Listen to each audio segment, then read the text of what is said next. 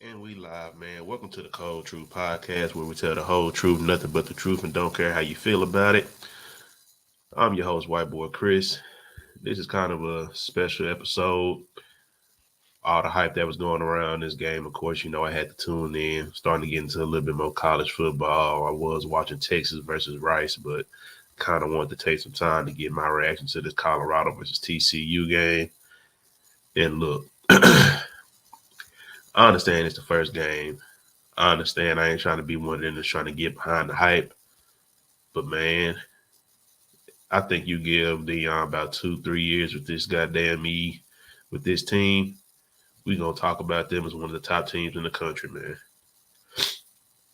Especially if of course, I believe his son Shador and of course his corner Travis are both in their second year. So if he get one more year out of these dudes, especially with them moving to the to to another conference next year, we might be talking about this team as one of the top teams in the league, man.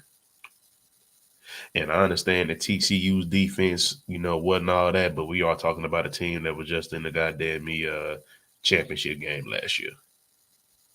We're talking about a team that was in the championship game last year, coaching, got playoff game experience, got big game experience.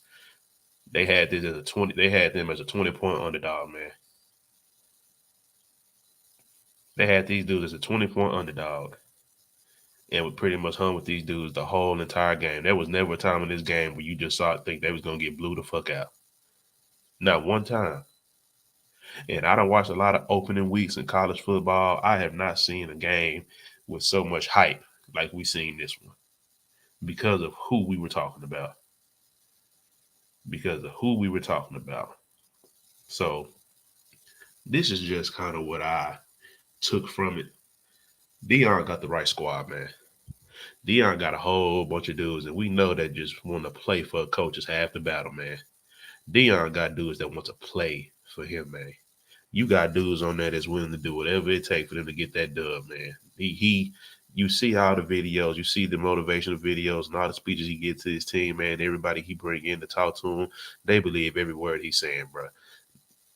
As long as they got, the heart and the will, they believe they can win any game they play. Any game they play.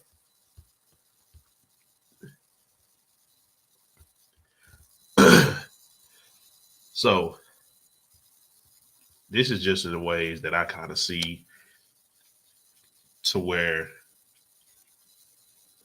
this team is a lot different. And he said it. He said that he is kind of he was void at a lot of positions. Now the offensive line, I will admit, the offensive line stood up a lot better than what a lot of people was giving them credit for. Stood up a lot better than what people was giving them credit for. They thought they was gonna get bum rushed. They thought them dudes were too inexperienced. Thought they didn't have enough star players on that offensive line. But hey, man, that offensive line held up pretty good. I mean, of course, you're gonna give us some sacks. That's kind of expected. Uh, again, pretty much with this team, we didn't expect too much for their offensive line, but they did just enough. They did just enough. Now, I'm trying to see how many sacks was allowed in this game, because that's pretty much, you know, I'm just trying to go. I don't know why it's not showing me but we'll get to that. You know what I mean? But but yeah, man. First off, that offensive line was a lot better than what I think a lot of people was giving trying to give them credit for. They thought that they going from 1-11, of course, everything that they just all the expectations, all the noise, and maybe later on down the line, I'll have to see what their schedule is. And like, okay, what is a team that I feel like is going to be the ultimate test for that offensive line? But just off of what I saw today, say man. So let's see. Yeah, so because This is what I really thought was going to be the difference in the game right here. Is pretty much the offensive and defensive lines. We weren't able to get any sacks. TCU was able to get 4 on the day. So I did think that was going to be a kind of a difference as the game was going on, just as far as the offensive line play. I knew they was going to give up some sacks, but I just thought that maybe we could bet we that well, not we, but shit, I was really going for the home team, but I was really kind of torn. But yeah, man, I really do think that the offensive lines and the defensive line is really going to be the main difference in who they play going down the line. Because if you just look at their skill positions, they have it, man. They have all the skill positions. They have all the skill positions. Now, this is my only concern with Colorado going down the line. My only concern, I don't know if Travis Hunter is going to be able to sustain playing both sides of the ball so much for a whole entire season. I do not know if Travis Hunter is going to be able to sustain that type of play playing on both sides of the field for a whole entire season. Now, today they said he had over 100 snaps. I think he had 60 before halftime. That's a lot of fucking snaps. I don't care who you are. That is a lot of snaps. For you to play over 100 snaps, I think he started off at wide receiver, if I'm not mistaken. And then he turned right back around and played DB. And made plays on both sides of the ball, man. That is the one question I have when it comes to this football team. Is do they think they're going to have to rely so heavily on Travis Hunter to play both sides of that ball? If they have to rely on him so much, it might be a question mark. Because to ask somebody to play 100 snaps, and let's just say maybe it's not like that every game. You know, this is a close, tight, nip and tuck game. I do not see him being able to do that every single game. That's going to be asking for a whole lot to ask that dude to do that every single game. And then it's like, and it ain't like he just doing little short, little bullshit routes. No, this nigga is running down the field. Hell, the 2 that he dropped, if he would have caught them 2 downfield passes, we'd probably be talking about this dude for Heisman Trophy, for the Heisman right now, man. We'd probably be talking about this dude for the Heisman right now. If he would have caught them 2 balls down the field that he missed and somehow snagged in that touchdown that he dropped, but luckily, he wasn't dropped. He bobbled it, but he was out of bounds when he finally got control. But luckily, they called defensive pass interference, and they got the ball right back, close to the end zone. If he catches that touchdown and catches them 2 balls, not only does he have a touchdown, because I don't think he scored a touchdown today. He got his yards. He didn't score a touchdown. If he catches them 2 and gets that touchdown, he'd have about 200 yards in a touchdown, man. And the fact he had that, he didn't I think he only allowed 1 catch on him on defense, and he had that pick. We'd be talking about this dude as the Heisman Trophy winner right now. Right now, if we're just talking about a non-quarterback position. And it's just that simple. You're talking about somebody that it was doing everything on the field. And the thing that I like is that it wasn't just like it was him alone. I believe they had 4 players over 100 yards receiving, man. You had Dylan Edwards, the running back.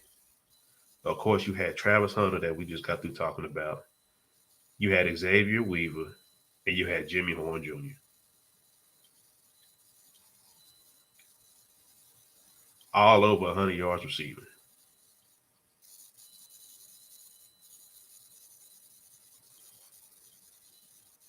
If you able to take, maybe get some of that and maybe fewer snaps from Travis Hunter because that cornerback that Travis Hunter was going against, I'm about to think of his name in a little bit. Boy, I can't think of that boy's name. But he was a cornerback, and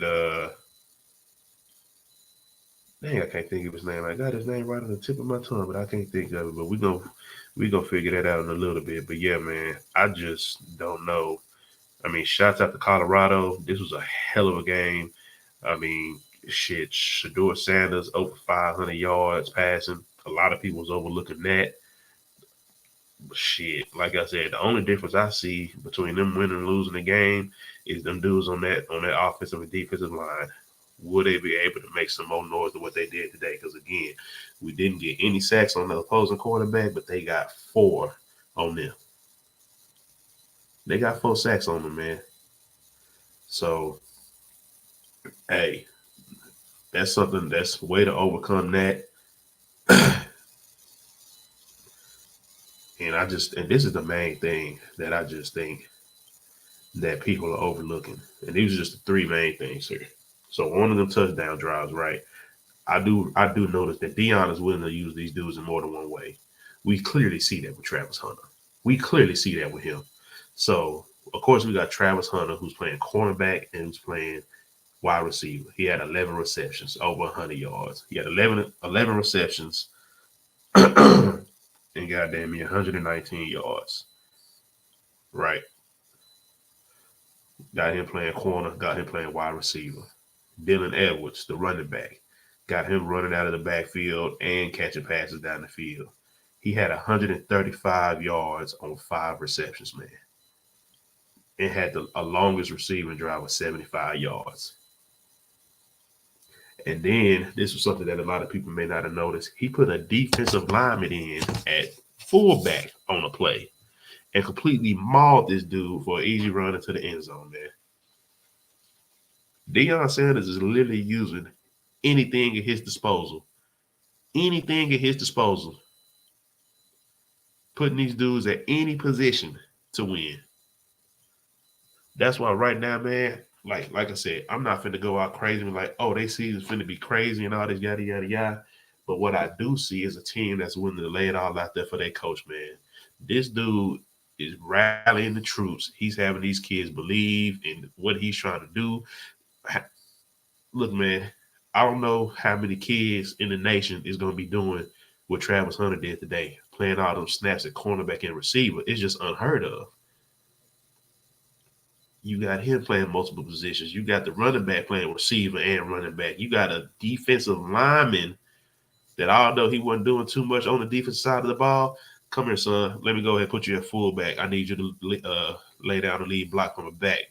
Walk us into the end zone real quick. This is what, like I said, one of the better opening games based on it. It lived up to the hype. This is one of those games like when somebody talks about something the way that we've been talking about this game. I want a game that lives up to the hype, and this game lived up to the hype. And shit, don't get me wrong.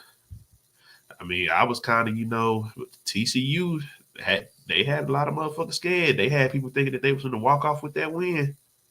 TCU was not going down without no fight. It literally went down to the wire. And again, I feel like on TCU, they real only downfall was their quarterback throwing them 2 interceptions, man.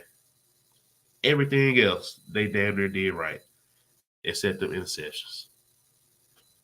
That's the only thing they did wrong. That's the only thing they did wrong.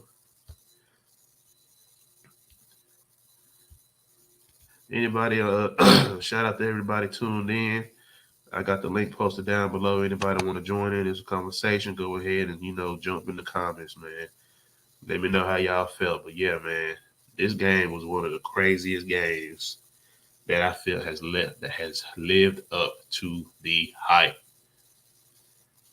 And that's all I'm really excited about. I would have been mad as hell if this would have been a 20, 30-point blowout on any side, man.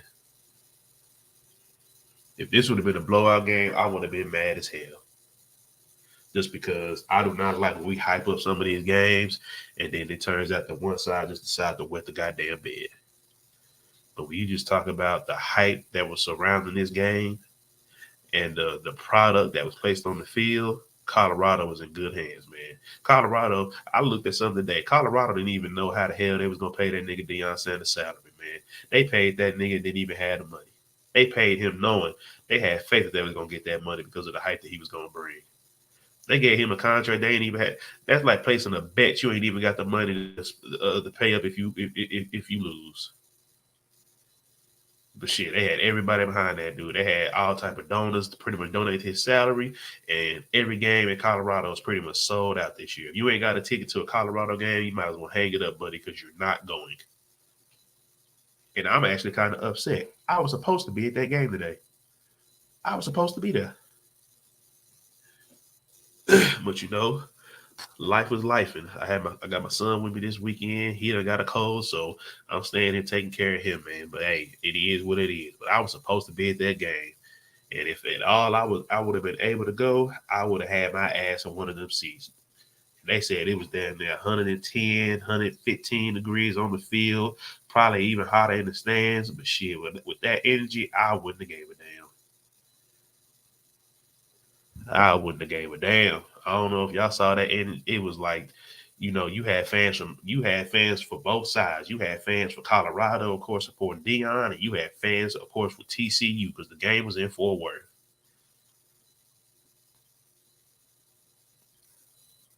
But hey, man,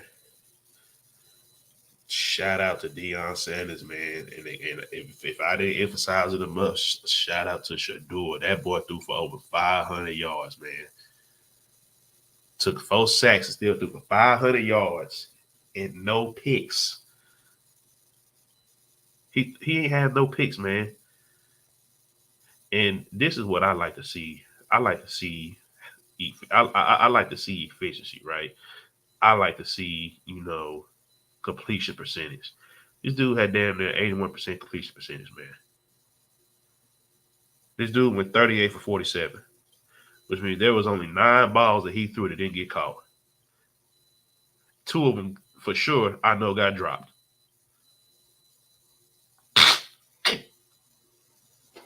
So shit, man. Imagine, man, and he was and that was another because a lot of people didn't really get a chance to see this dude play, right? They now in the Power 5 school. They own primetime TV.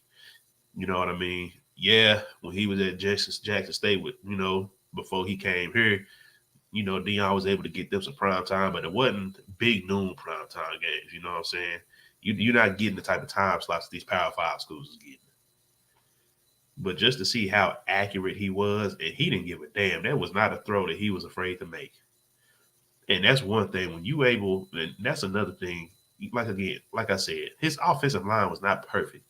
When you're in college and you're already working on quick passes, getting the ball out quick because you know your offensive line is not the best in the world.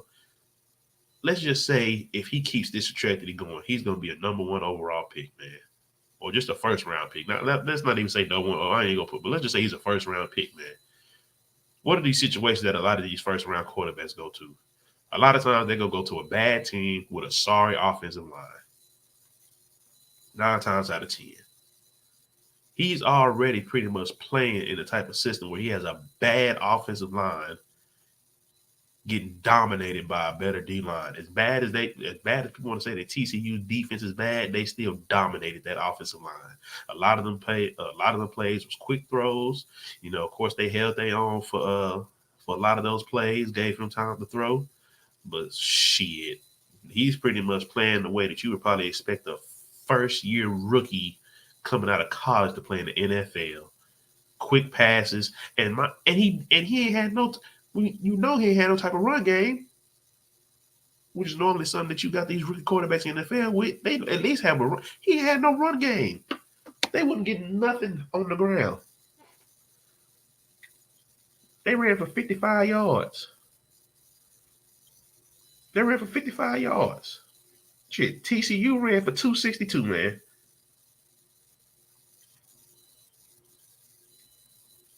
So, hey man, I just feel like this is just a first of many tests for this team. I'm definitely gonna be paying close attention because again, I want to see the hype. I want to see if I understand that Colorado's gonna take some losses, but at the same time, it's not always about losing. It's about how you lose. So I know they're gonna lose eventually. I want to see how they are against some better defensive teams because again, we're not looking at TCU as one of the top defenses in college football right now, but they did get 4 sacks on on Colorado's quarterback. But the one thing that they didn't do, they didn't. I don't see no interceptions in this box score. No interceptions. Colorado got 2. That's the difference in the game.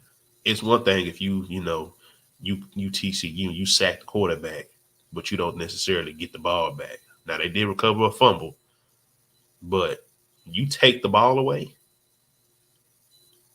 Say man,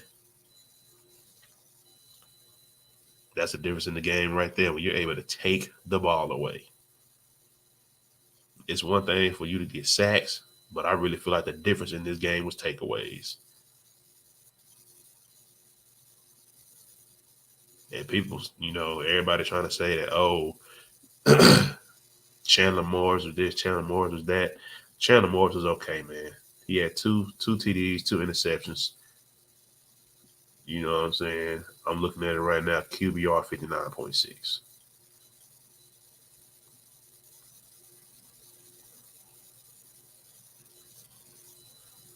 You know, completion percentage. Yeah, he only got a 57% completion percentage, man. 57% completion percentage. So yeah, I mean, you can say what you want to. Yeah, I don't know. I just seen some people trying to defend Chandler Morris, like, oh no, he's a real good quarterback. I can't see it.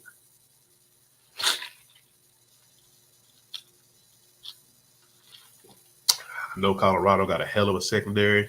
Of course, that's Deion's, bread and butter. But I just don't see it. I just don't see it. I mean, Colorado clearly, if you just ask in my opinion, just as far as passing, was clear cut the better team today. And there's no question.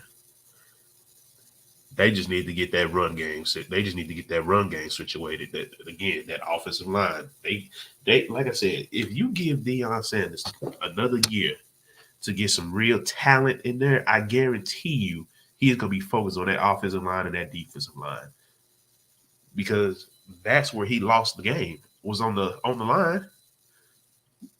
That's where he lost the game. The only real negatives that you see besides some of these drops that would have opened this game up, if you didn't watch the game, if you just look at the box score, the only thing you see is, of course, a lack of a run game and those 4 sacks on the quarterback.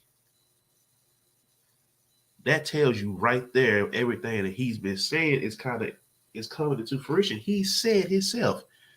He said, man, the only problem I have on this team is them big boys up front. And looking at this, he wasn't lying. He didn't generate not 1 sack. And the offensive line gave up 4. That's the difference in the game right there. And clearly, that defense they need to get that front 7 under control. They need to get that they need to get that front 7 under control. That's where they need to focus on getting some of these dudes coached up.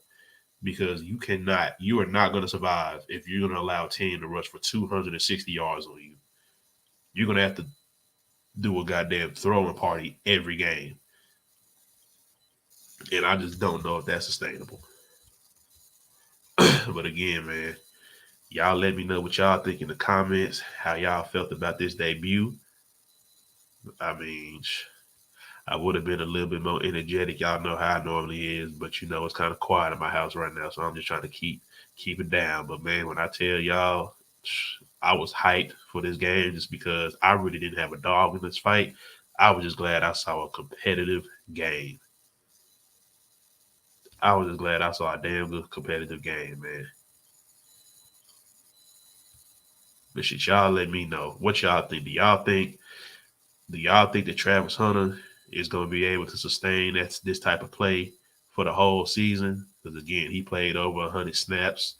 So, do y'all think that his usage is going to be able to be sustained like that throughout the season, or do you think that we actually going to see signs, of him kind of slowing down as the season goes on?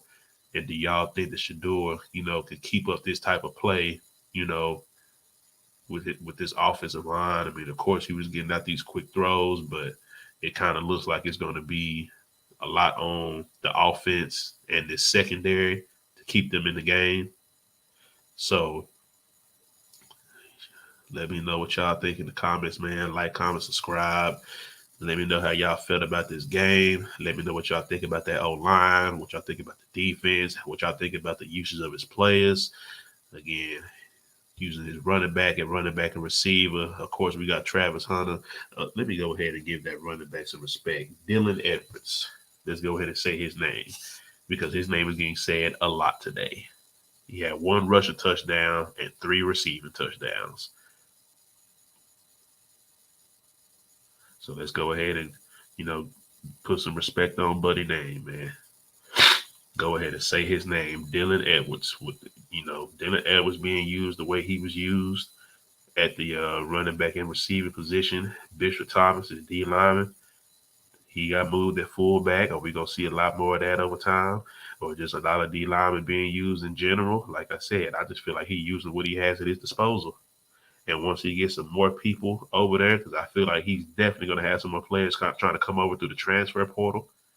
I definitely think that his recruiting is going to be, he's going to have a lot better recruiting class next year. Just for an opener on the road, I don't think you can ask for much more. And again, I ain't trying to get too hyped, and say, oh, they're going to be undefeated. They're going to lose 1 or 2 games. I'm not saying all that, but I'm just saying that they can keep this momentum. Of course, I understand there might be some losses along the way. They got another game against another new head coach in the at this school. I believe they play in Nebraska next week. That's gonna be their first home game. So we'll see, man.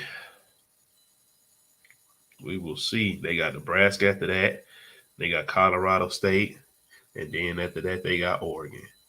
And I feel like a lot of people, in a lot of people's eyes, that Oregon game, depending on how these next 2 games go, I feel like that Oregon game is going to be the true test as far as them playing, a ranked team, because we saw Oregon today.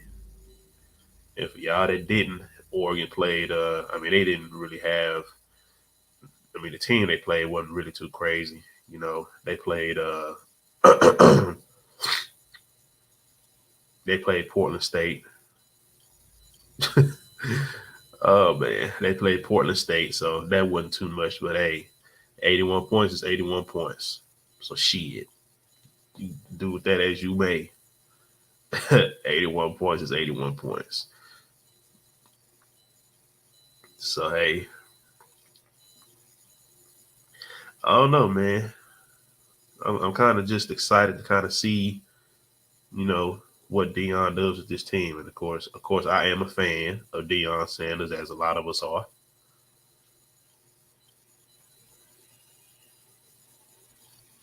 But I don't know. It's kind of hard to tell, kind of hard to call it as far as what to expect for this team. But again, y'all let me know in the comments what y'all think. How y'all feel this could go down later on in the football season. Do y'all feel this could be sustained? And how y'all feel the game went, man. But this has been a special episode of the Cold Truth Podcast, man. I'm your host, White Boy Chris. Like, comment, subscribe. Of Quiet Hype Media. And we out, man.